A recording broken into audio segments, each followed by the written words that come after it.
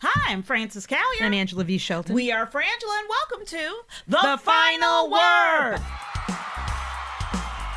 The Final Word with Frangela. The final word. The final word. The final word. The final word. The final word. The Final Word. Ba-ba-ba-ba-ba-ba. Thank you for joining us this week. As always, thank you for coming to the Sexy Liberal Podcast Network. Yeah, because you know what? This is the home of fabulous political information that's also funny. Exactly. That wasn't forced at all. Not at all. Please go check out all the other podcasts at the Sexy Liberal Podcast Network. They're fabulous, and you should be listening to them all. Oh. And while you're on the internet, please come become a Patreon member of the Frangela Fantastic World Domination. Yeah, you basically help us survive. Yeah, that's so what you're that's doing. really what I mean. We're getting the domination's on the list. It's a to-do item. You know, right now we trying to pay rent. Baby steps. Trying to pay rent. But domination's next. Yeah. It's 2. And thank you to all and everyone who has been a supporter of this podcast and Thank of you, this thank you, Black-owned thank you. business. Thank you. You can also go to Cameo and get a special video message from us. You can give it as a gift. I mean, with holiday season coming up and no way to get the things you've probably already ordered, this makes an excellent stocking stuffer, people. That's right. It's immediate and it brings joy to everyone. That's right. It's not waiting on a port. No, it's not. And you can join us every Tuesday at 1 p.m. Pacific Standard Time on the Frangela Duo Facebook page for Idiot of the Week Live. That's so you can watch us do it too. Yes. Like video. Yes. And verify yes. that we are, in fact, who we say we are. Yes. And we do a little romper room thing in the middle where we like to say hi hello to people. everybody. Say hi and thank you for joining. Yes. Also, join us on the Stephanie Miller Show every Friday morning for the third hour for Black Power Hour. What happens? That's where Stephanie Miller becomes Stephanie Mills. And Stephanie Mills somewhere becomes Stephanie Miller. And let me explain this because it's come to my attention that people don't understand why we're saying that. Mm-hmm. It's because apparently if you go to Sirius, yes. and I think it's still true. It's still true.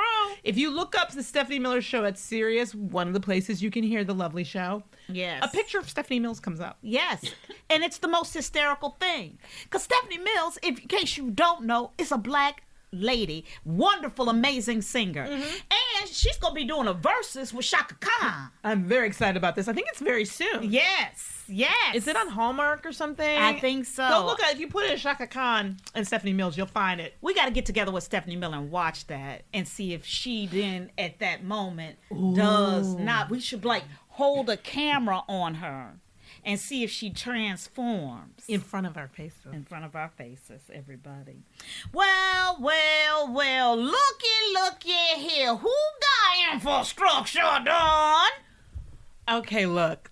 I know that there's Build Back Better still. I know we got another part to this bill, but we do need to sit in celebration of this moment. That's right. Because this is the biggest thing to happen since the bridge were built in the first place. Thank you, Angela Okay, V. the Shelton. biggest thing. And there is no way. I listened to, I keep wanting to call him Mayor Pete, but Secretary of Transportation Pete Buttigieg on a program in the last day or so, talking about how, there is absolutely no question that children will be learning about this bill. That's right. In school for the rest of time because it absolutely is historic. It's historic. Biden signed the $1 trillion bipartisan, which was very important to him, infrastructure plan into law, the largest federal investment in infrastructure in more than a decade. That means I just want to stop right there and deal with that sentence. In more than a decade, that we have not been able to come together as Republicans and Democrats in government in more than a decade. Yep. And Obama wasn't able to do it. Trump wasn't able to do it. I do have a flag on that play. But yes, absolutely. But here's the thing. But it's taken that long. Well, really, frankly, it's taken since the bridges were built. Yes. Because everybody has talked about how America's infrastructure lags behind the entire industrialized world. That's right. And that we haven't done any upkeep. The fact that we don't have a high-speed rail is a problem, but not as big a problem as what the rail we have and the Yes. shape it's in. And that every time it snows or rains, it takes you a trip that was Dude, I've supposed to done take it. you 2 hours takes you 36. Dude, I've been on that train from Chicago to Detroit, which is like a 4 or 5 hour train ride, barely. It rained. And by rain, I don't mean flooding. I don't mean emergency. I mean a slight rain. It took us over 11 hours. Yeah. Because they had to go like 5 miles an hour. That's right. And not to mention the fact that if you haven't learned this before, how big a deal the digital divide was, the pandemic made it very clear that if you don't have a computer or smartphone, and you don't have access to high-speed internet, and I mean high-speed because you can't do all your work. No. You can't send anything that's over 5 to 20 seconds without it, Shit. You talk about the pandemic, ordering groceries, getting Yep. food in your mouth.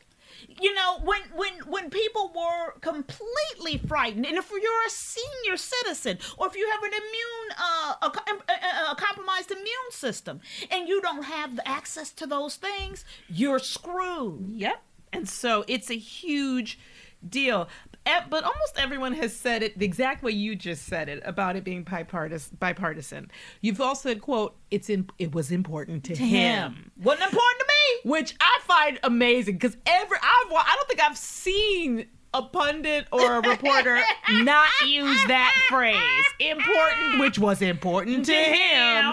Every You know he had single that person. bug up his ass about getting along with the damn Republicans. And I think the mistake. I don't like in some ways the concept that this means that we can do things together, because it doesn't. Yeah. Right. Frankly, all it proves to me is that those particular Republicans understood where their self-interest actually was. That's right. And that they were really like, look, dude, nobody's gonna be mad about the bridge. You know what I mean? Like, nobody's gonna be mad about that. Let's not act like they all didn't sit in the fucking room as a caucus and decide who was gonna be offered the fuck up on a fucking plate. Yeah.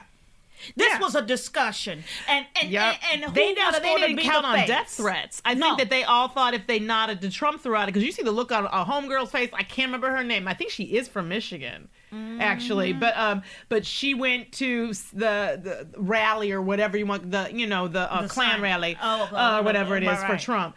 And when he started calling them out, the Republicans right. who had voted for infrastructure and who were a problem and they were traitors and all that, the look on her face was like of sheer disbelief and terror. They really thought if they kept saying shit like, well, Trump started this conversation, well, Trump really did this, that would make a difference, and it doesn't. No, you cannot. Let me tell you People something about keep trying to- satisfying a beast. Okay. Thank you. Let's talk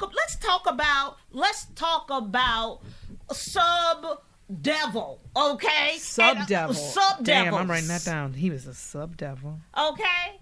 Because you think you're going to satisfy that beast with just a tame lick of his balls? No. They No. want nothing good to happen as long as Joe Biden is president. Because That's good right. things they are afraid will be associated with him. That's right. They don't care if that bad thing, and they're taking care of the need for votes. They're going to make sure that they don't need any votes to win. They've redistricted the shit out of this country. Oh, girl, speaking uh, of that, let's throw in this little tidbit over here. Republicans have added a net of 5 seats in the House based on redrawn district maps so far. Okay, that's right. so far. They've got another year to do it. And despite having overwhelmingly won this election, Democrats currently hold 221 seats to the Republicans' 213. So, And Democrats lost one when they redrew those maps. As exactly, well. and they're going to lose more. That's Yep. the whole point. The whole point is point. to win while losing. That's right. That's right. So they're nullifying your vote. And that's what I keep trying to say. But we're past get out the vote. We got out the vote. We had the most people vote ever before. That's right. It's not about get out the vote. They're making sure that it doesn't matter if you get out They're the vote. suppressing and oppressing They're the suppressing and taking rid of the need to even count them. Yep. So the reality here is, as I have been screaming, and I'm not alone, quite obviously, everyone, the fight here, yeah. The infrastructure bill is extremely important. It's historic, and all these things need to happen. And I believe that the strategy here, and I do think there is a strategy and thought process, obviously, these aren't Yeah. dummies, Biden and his cabinet. I think the strategy here is let's get something tangible, real in people's hands. The shots aren't enough. They don't, Yeah. get that. They're over even getting Yeah. money and Yeah. go, they're, stimulus money. So they're like, so let's get jobs and whatever. And hopefully we can get that physically happening so that by the time we can use that, we'll have leverage. Yes. Biden's, polling will go up.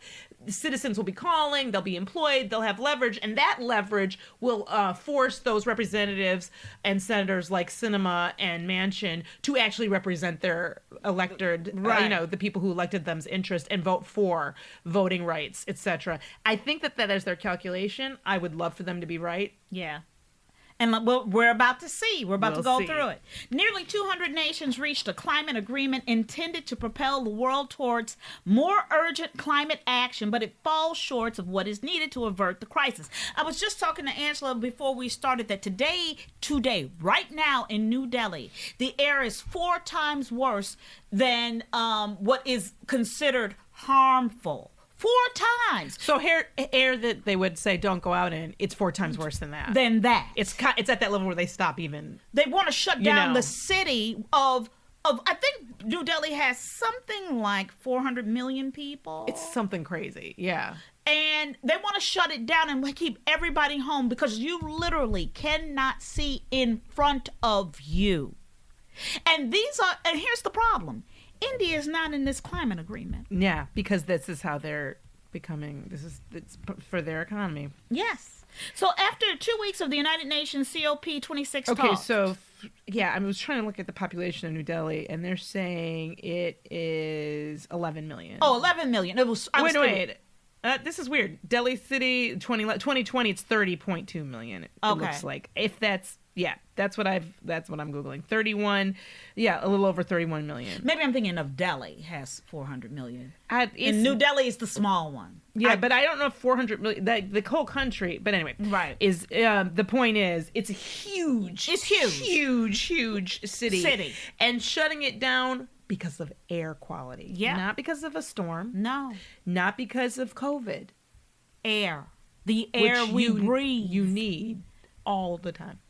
There's not a time where you can take a break from air. No, you You can't. can't be like, I'm going to forego air Yeah. for the next hour or two, let it clean up. Nope. And that's what's happening right now. And again, I think we need to stop calling it action and we need to stop calling it climate even disaster and call it climate destruction.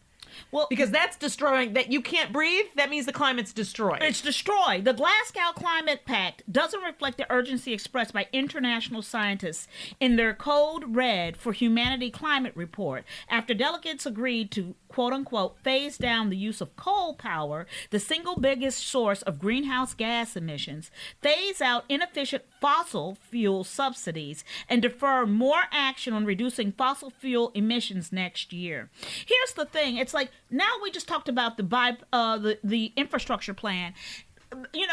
I was telling my husband, I was like, I wanted an electric car, but the reality is that everything's not quite to the point where people like us who live in an apartment where Yeah. that's a smooth usage. Yeah, we have a friend who has a car Yeah. and she's got to drive to places. Right. And then wait there while it charges. And I mean, it's not a long time, but the reality is it's just because putting that in your rental property. Yes. We're we're not there yet. not exactly there yet, but that's what they're doing across the country. Part of the infrastructure bill is to make sure that you can drive across this country. That's right. And that's what I want. And I can't wait.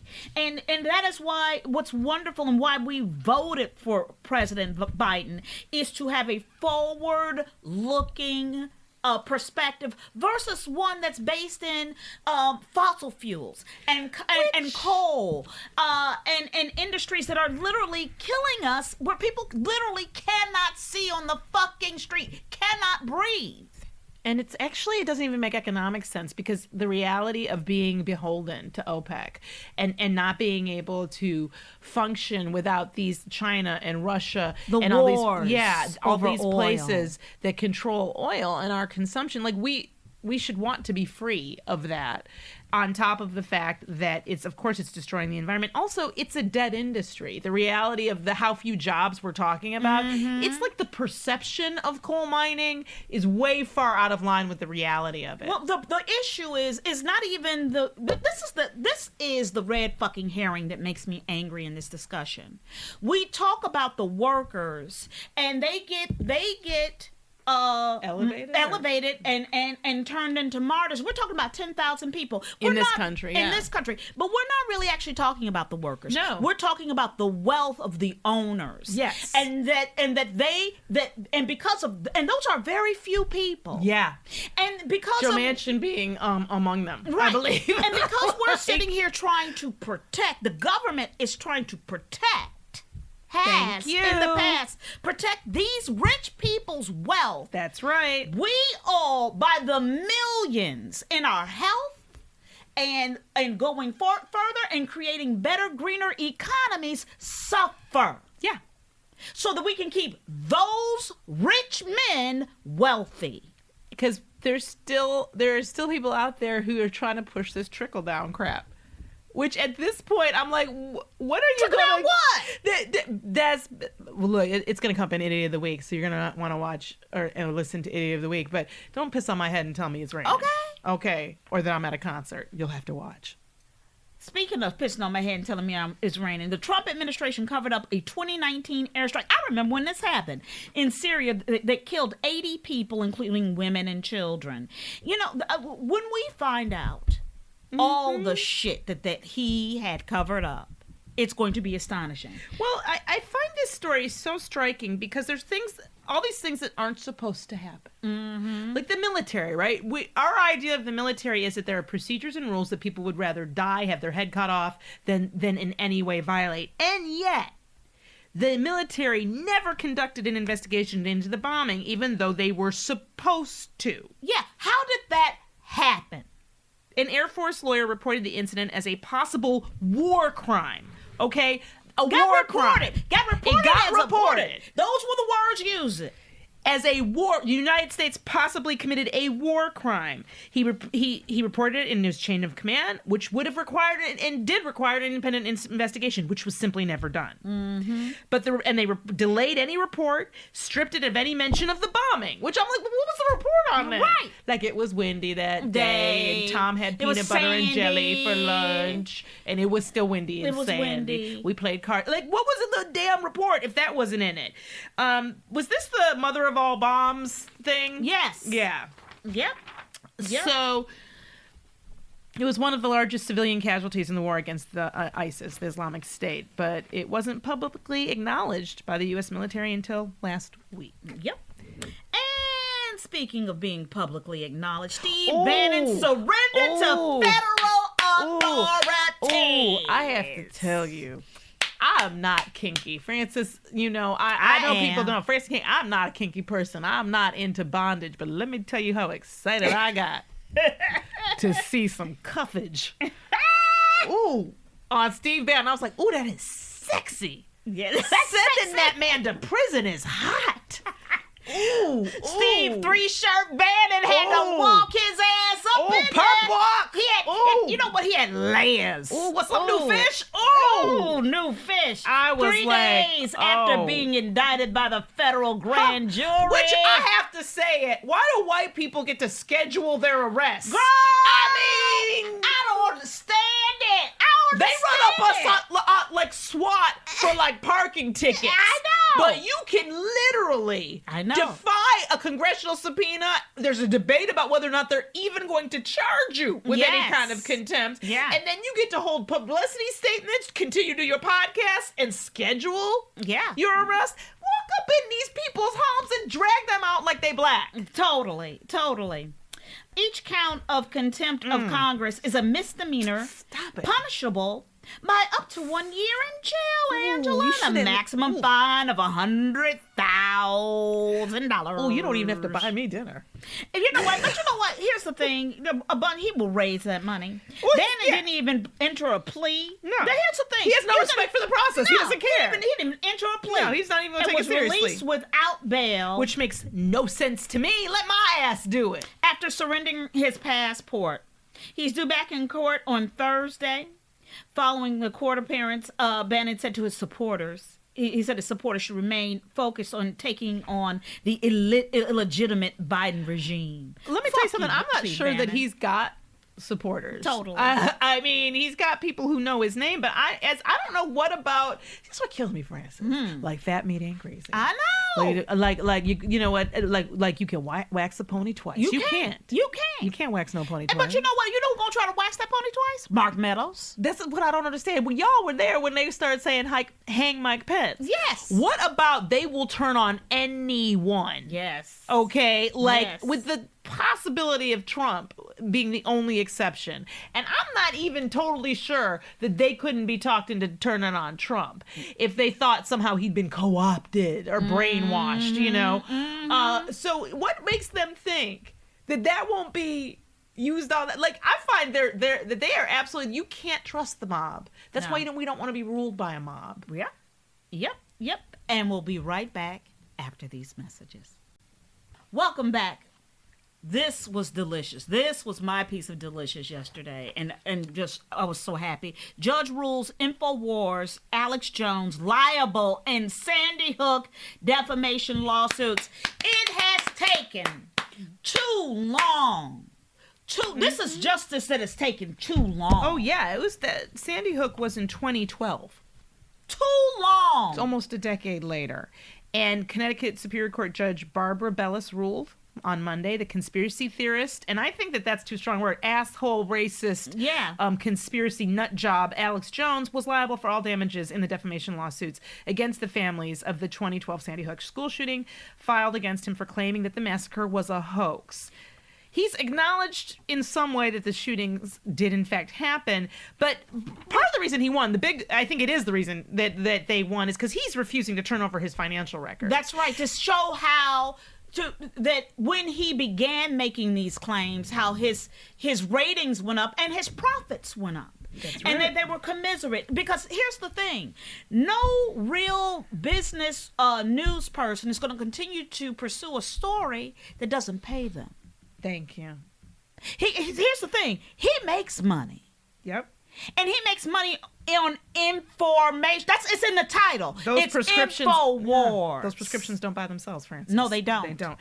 The judge found him liable by default for withholding the information, and she said, "quote: the plaintiffs needed to prove their claims. The ruling shows just how unwilling Mr. Jones was to have his conduct exposed to the light of day in front of a jury." And this is important to me for the story that we what we just got done talking about, which is I need people to look at this all. Don't compartmentalize this story.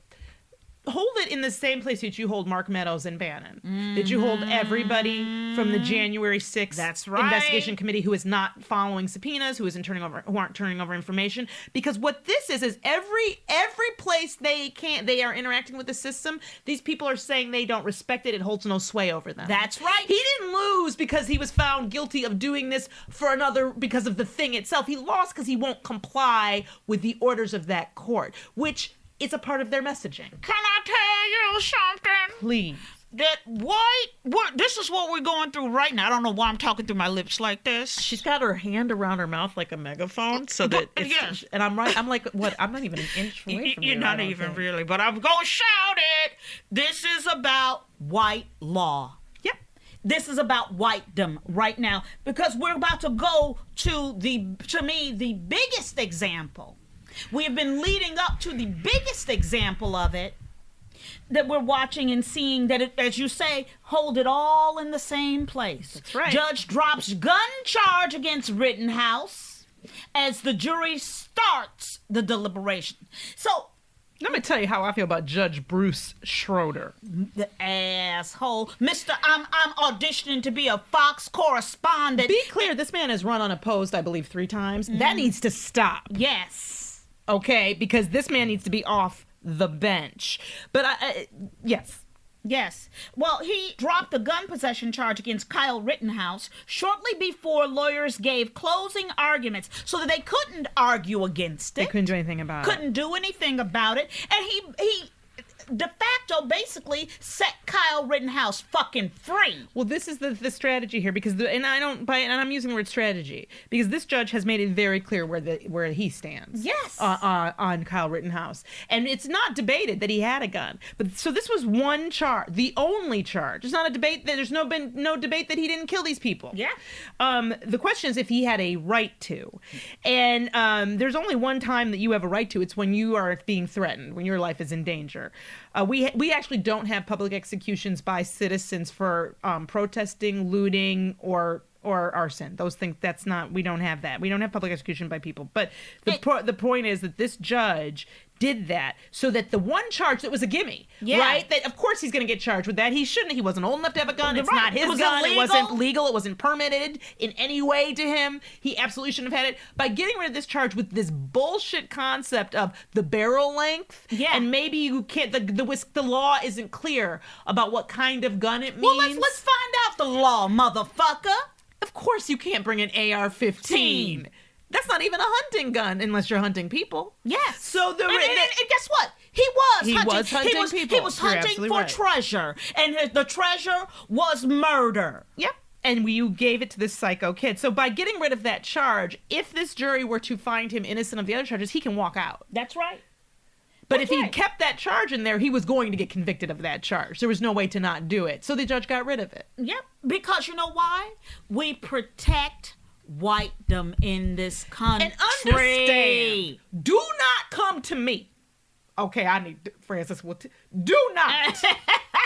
Do not come to me right now with excuses, with maybe it's not about that, with, well, I think we've made a lot of progress, with let me understand what's happening right now. You have multiple organizers of an insurrection attempt ignoring, flouting, and directly saying fuck you to investigations and to the law, to Congress, and to the absolute laws of this country. You have a former president who is actively and openly instigating violence and rebellion and telling people to not pay attention to the laws of this country. You've got 2 court cases right now about lynching. That's right, lynching black people and their allies. And you have another case about a bunch of people who organized January 6th where they are refusing to turn in information correctly, to even show up. So everywhere. And then we've just told you about people who are elected officials who are in office right now, who are unwilling to do. They are absolutely flouting the rules and laws of this country. But you know why? You know why? Because Trump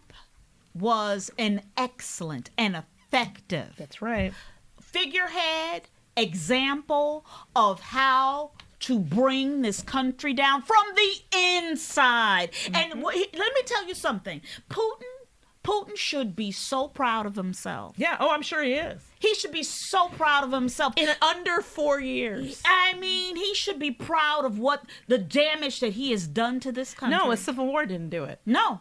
A civil war didn't do it. But Trump and Putin they're working and all on that. one. Well, this is the thing. My mother asked, I'm sure people have asked you too.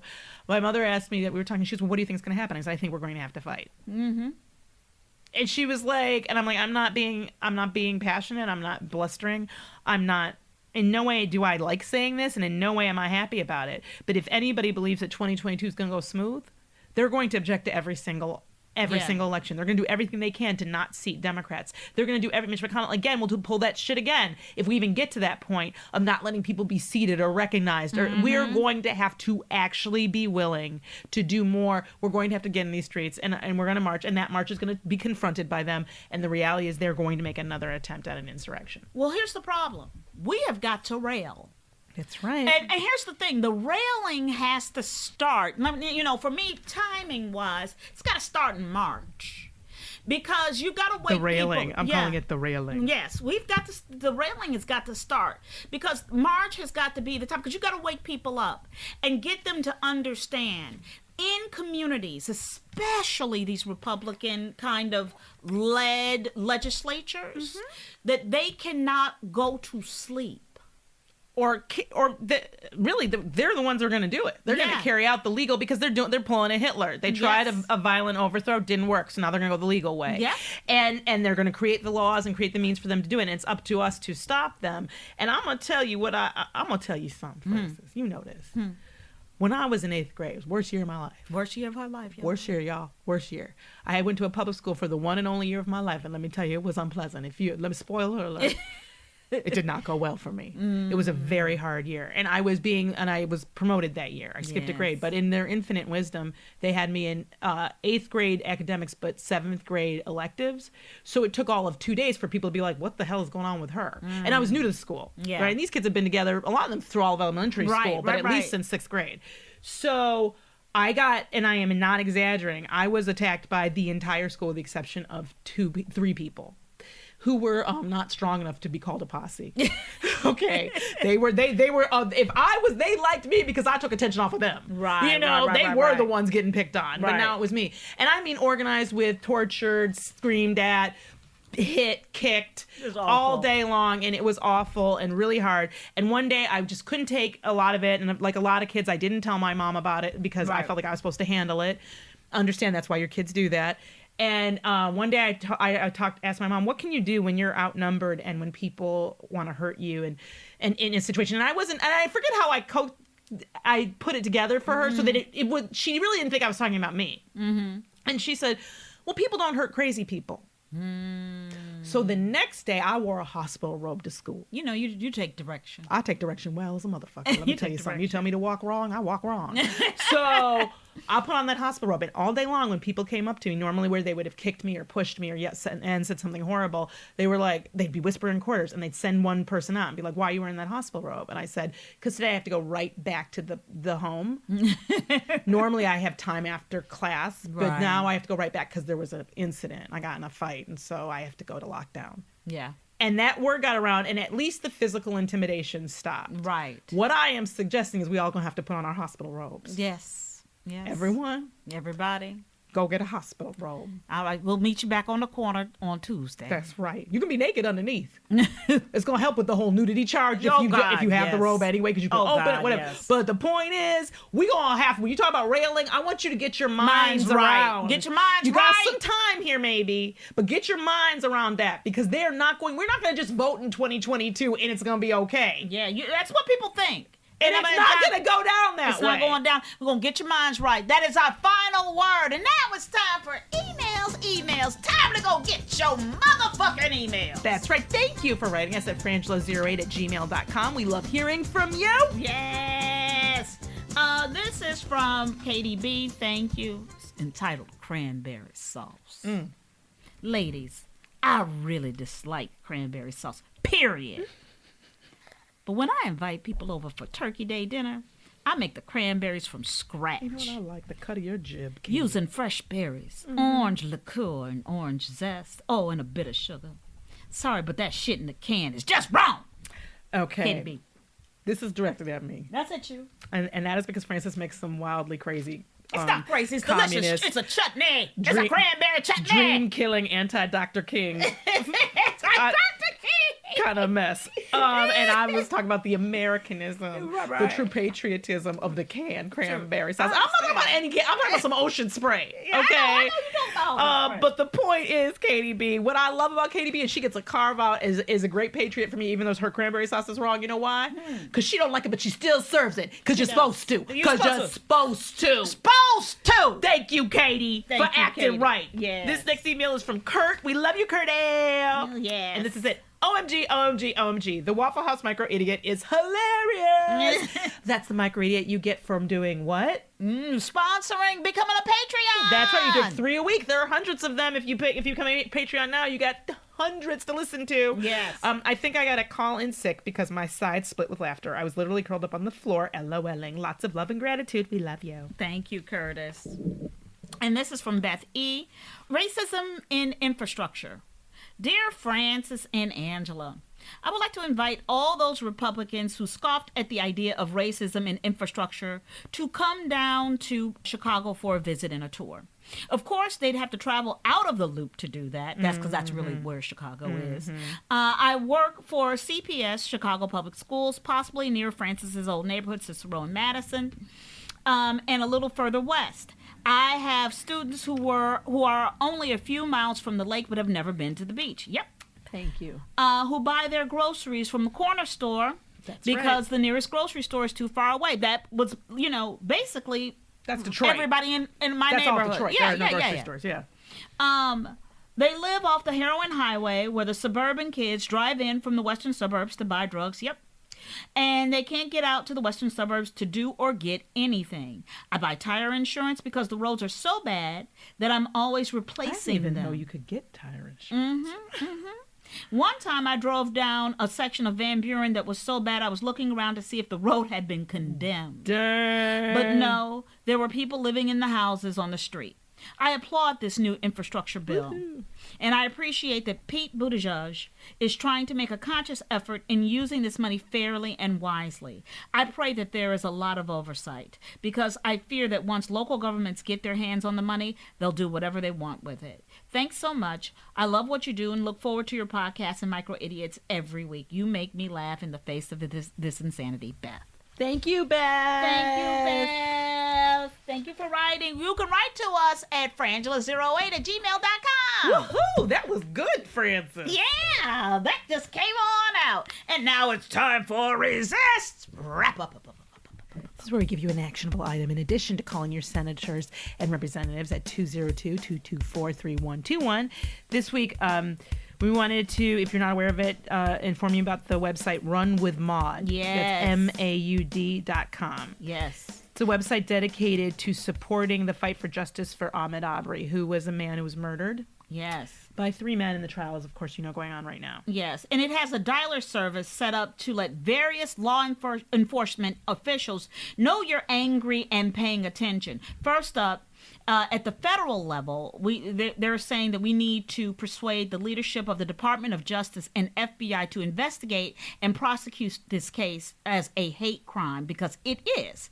And you can call at 770-800-0689 and the service will direct you through the process. So if you have a moment, please, please, please do that. That's 770-800-0689, and it will put you through the prompts to the Department of Justice and the FBI. Please take a look at that. Please, please, please. I'm Frances Callion. I'm Angela V. Shelton. We are Frangela. Thank you so much for listening to The Final Word.